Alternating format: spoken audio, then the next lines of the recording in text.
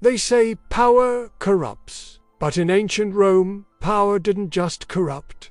It devoured everything it touched, and no story captures this better than what happened to a young boy named Sporus, a name you've probably never heard, but once you hear what was done to him, you'll never forget it. This is not legend, not myth.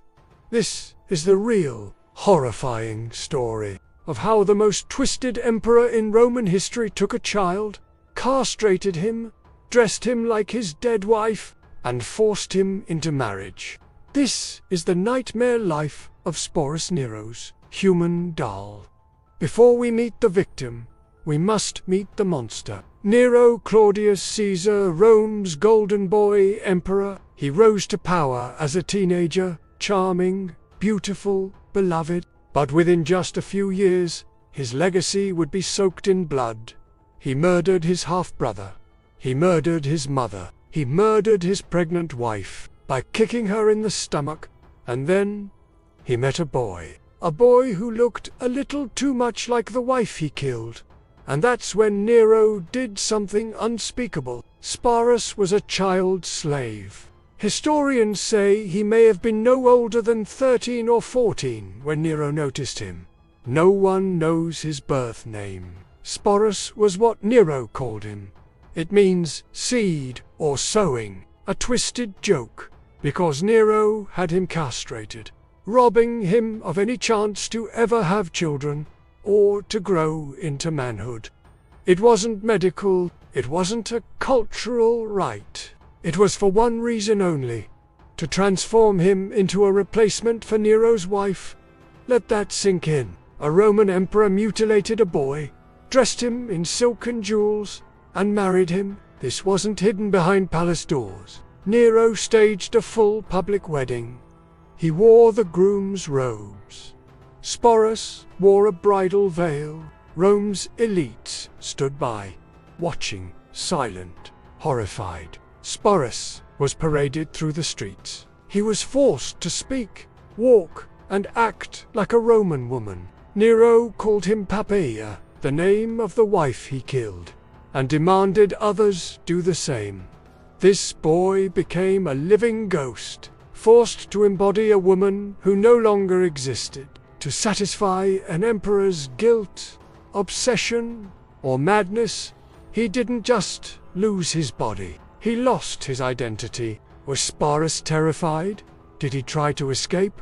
We'll never know. What we do know is that Nero treated him like a trophy. He brought him to banquets, kissed him in public, kept him by his side at all times. But in private, the abuse must have been constant. Nero was spiraling. Cruelty became his obsession. He burned Christians alive for sport.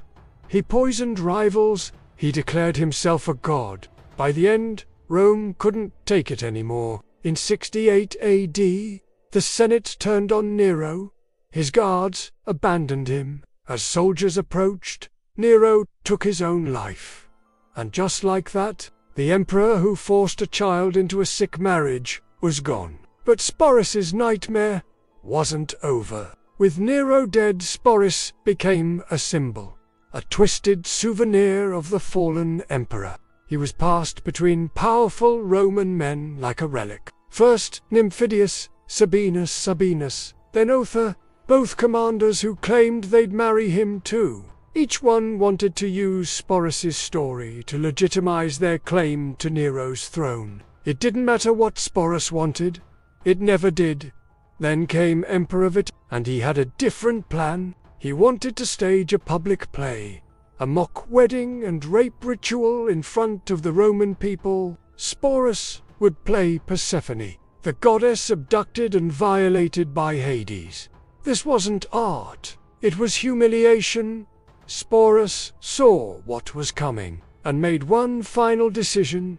He took his own life. He was likely no older than 16. For centuries, his story was treated as a footnote, a bizarre anecdote in the scandalous life of Nero. But Sporus was more than a curiosity. He was a child, stripped of everything: his body, his name, his freedom by the most powerful man in the world. And even in death, he was still a prisoner of other people's ambition. We'll never know what he sounded like. We'll never know what he dreamed of. But we do know this: he deserved to be remembered as more than Nero's doll.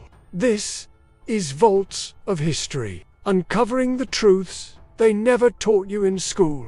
Subscribe for more untold stories, because the past is darker than you think.